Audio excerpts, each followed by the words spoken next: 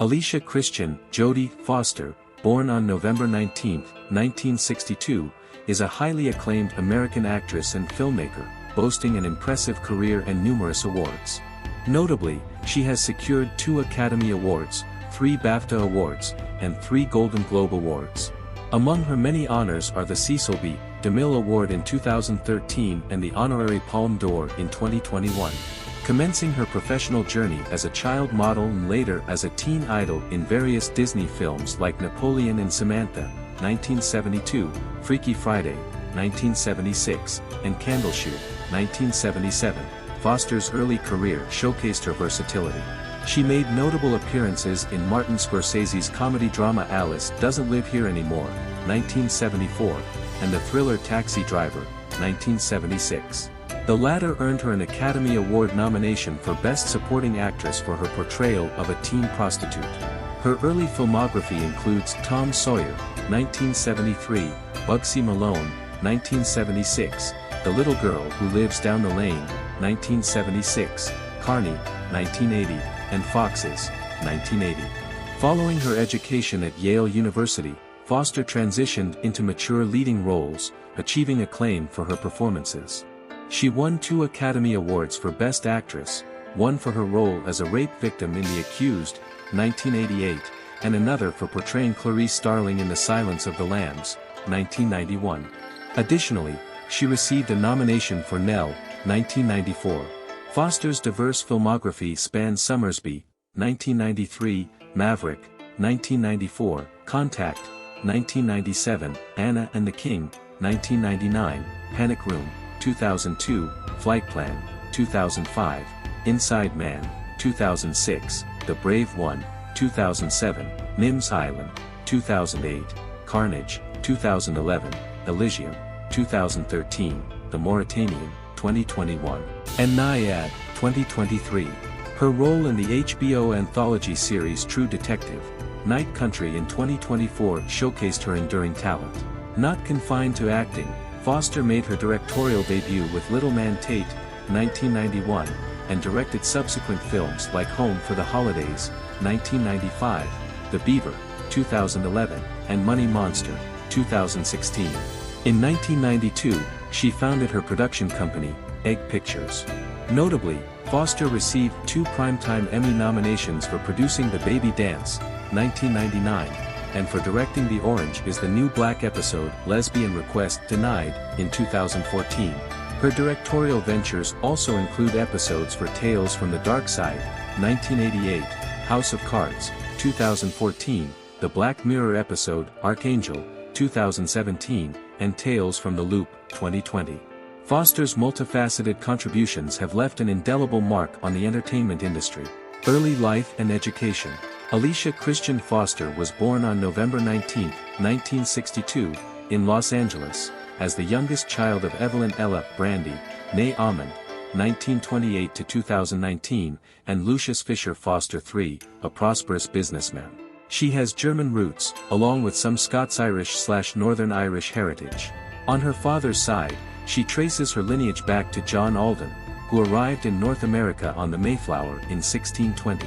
Born into a family with a fractured history, Foster's parents' marriage concluded before her birth, and she never formed a connection with her father. She has 3 older full siblings, Lucinda, Constance, and Lucius, affectionately called Buddy, and 3 half-brothers from her father's previous marriage.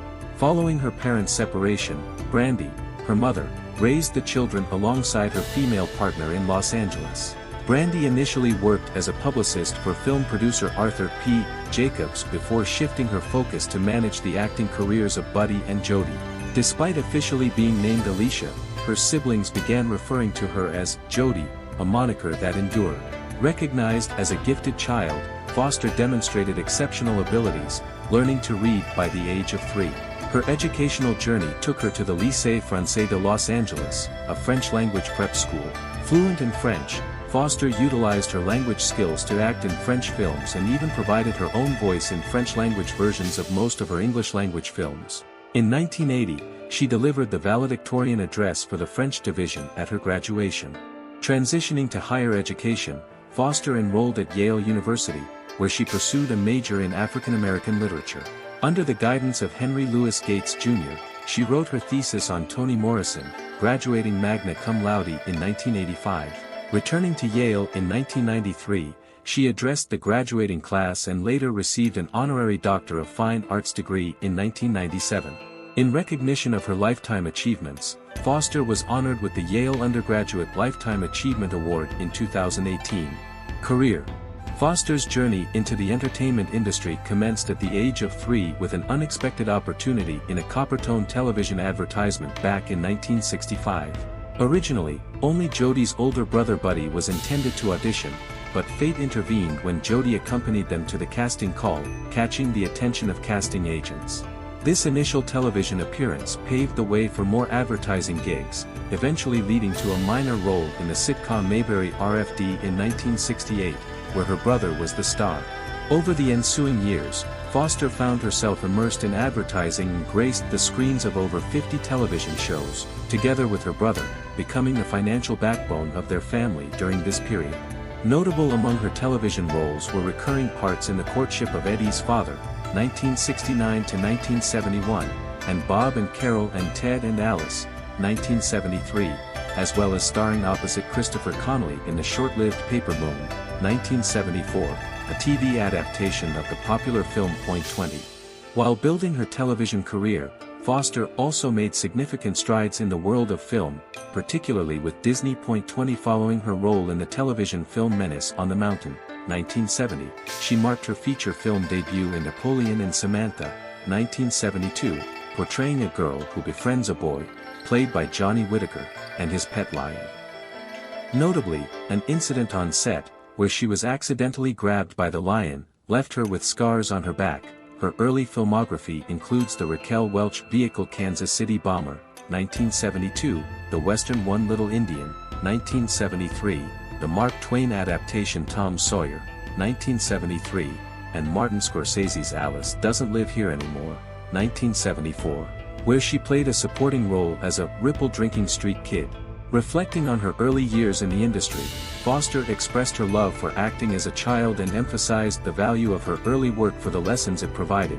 Some people get quick breaks and declare, "I'll never do commercials. That's so lowbrow." I want to tell them, well, I'm real glad you've got a pretty face because I worked for 20 years doing that stuff, and I feel it's really invaluable. It really taught me a lot. 1976 to 1980, Taxi Driver and Teenage Starter. Foster's trajectory took a turn when her mother, anticipating the limitations of roles for child actors, encouraged her to venture into films for adult audiences. Following a minor supporting role in Alice, director Martin Scorsese cast her in the challenging role of a child prostitute in Taxi Driver, 1976. To partake in the film, Foster underwent a psychiatric assessment and had a social worker accompany her on set. During certain scenes, her older sister Connie served as her stand-in for sensitive moments. Reflecting on this pivotal role, Foster expressed her disdain for the stereotypical child actor roles, stating, "I hated the idea that everybody thinks if a kid's going to be an actress it means that she has to play Shirley Temple or someone's little sister." Throughout the filming process, Foster formed a close bond with co-star Robert De Niro, who recognized her serious potential and dedicated time to rehearsing scenes with her. Taxi Driver proved to be a transformative experience for Foster, marking the first time she was asked to create a character distinct from herself. This revelation reshaped her perspective on acting, realizing that it was more than just a hobby. It involved a craft. The film achieved critical acclaim, winning the Palme d'Or at the Cannes Film Festival, and Foster, in addition to her impressive performance, served as a French interpreter at the press conference. Taxi Driver garnered her a Supporting Actress Academy Award nomination, 2 BAFTAs, a David D. Donatello, and a National Society of Film Critics Award. It is hailed as one of the best films in history by the American Film Institute and Sight and Sound, earning a place in the National Film Registry.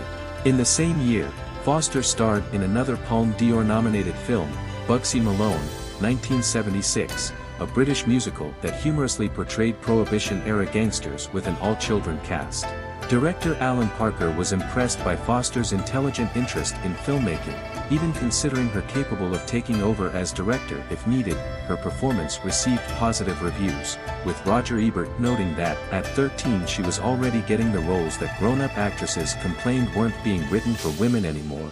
Variety calling her outstanding, and Vincent Canby of the New York Times dubbing her the star of the show.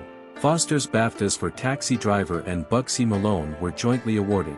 Her third film of the year was the independent drama Echoes of a Summer, in which her portrayal of a terminally ill girl was praised despite overall negative reviews. In 1976, Foster also starred in The Little Girl Who Lives Down the Lane, a Canadian-French thriller opposite Martin Sheen, earning her a Saturn Award for her mysterious role in the horror genre-inspired film. At the age of 14, she hosted Saturday Night Live, becoming the youngest person to do so until 1982 when Drew Barrymore hosted at the age of 7. Foster's final film of the year was the Disney comedy Freaky Friday, her first true star vehicle, where she played a tomboy teen who accidentally swaps bodies with her mother, marking a transitional period in her career as she began to outgrow child roles. The film received positive reviews and was a box office success, earning Foster a Golden Globe nomination.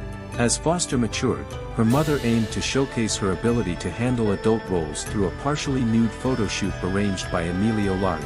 Taken between 1975 and 1979, when Foster was between 13 and 16, the photo shoot took place at a rented estate in Los Angeles, with Foster's mother and Lari's wife present on set. Following her breakthrough year, Foster spent 9 months in France, where she starred in Moi, Fleur Bleue, 1977, and recorded several songs for its soundtrack. Her releases in 1977 included the Italian comedy Casato and the Disney heist film Candleshoot, filmed in England and co-starring David Niven and Helen Hayes. After a hiatus, Foster returned in 1980, the year she turned 18, gaining positive reviews for her performances in the independent films Foxes and Carney, 1980. Personal life. Foster crossed paths with producer Sidney Bernard during the production of Summersby, 1993. Their connection evolved into a romantic relationship, spanning from 1993 to 2008, during which they welcomed 2 sons, born in 1998 and 2001. Foster is the biological mother, and the identity of the biological father remains undisclosed. In 2014, Foster entered into matrimony with actress and photographer Alexandra Hedison after a year of courtship. Foster's sexual orientation became a topic of public discussion in 1991, sparked by publications like Out Week and The Village Voice. These outlets, protesting alleged homophobia and transphobia in The Silence of the Lambs, asserted that Foster was a lesbian. In 2007, Foster publicly acknowledged her 14-year relationship with Bernard during a speech at the Hollywood Reporter's Women in Entertainment breakfast.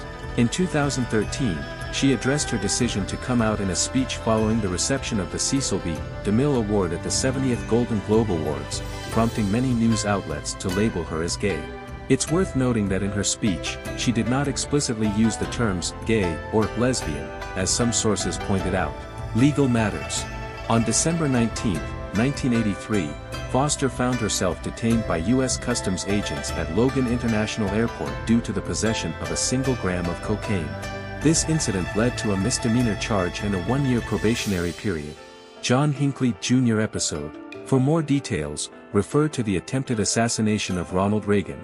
During her freshman year at Yale in 1980-81, Foster became the target of John Hinckley Jr., who developed an unhealthy obsession with her after watching Taxi Driver multiple times. Hinckley relocated to New Haven and attempted to establish contact through letters and telephone calls. On March 30, 1981, he made a failed attempt to assassinate U.S. President Ronald Reagan, injuring Reagan and 3 others, all while claiming his actions were an attempt to impress Foster. The incident garnered significant media coverage, leading Foster to be accompanied by bodyguards while on campus. Judge Barrington D. Parker confirmed Foster's innocence in the case, declaring that she had been unwittingly ensnared in a third party's alleged attempt to assassinate an American president. Her videotaped testimony played a crucial role in Hinckley's trial. Foster encountered other stalkers while at Yale, including an individual who initially planned harm but reconsidered after witnessing her performance in a college play. Foster has rarely commented on the Hinckley incident publicly. In 1982, she authored an essay titled, "Why Me?" for Esquire, under the condition of no cover lines, publicity, or photos. In 1991, She cancelled an interview on NBC's The Today Show upon learning that Hinckley would be mentioned in the introduction, with no flexibility from the producers to alter it. Discussing Hinckley in a 1999 interview on 60 Minutes 2 with Charlie Rose, Foster explained her reluctance to dwell on the event. "I never wanted to be the actress who was remembered for that event because it didn't have anything to do with me. I was kind of a hapless bystander.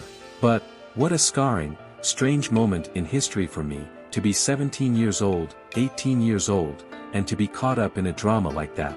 She acknowledged the incident's impact on her career choices but also recognized the comparatively minimal impact on her life compared to the enduring suffering of James Brady, Reagan's press secretary, who was permanently disabled in the shooting and passed away 33 years later, along with his loved ones. "Whatever bad moments that I had certainly could never compare to that family."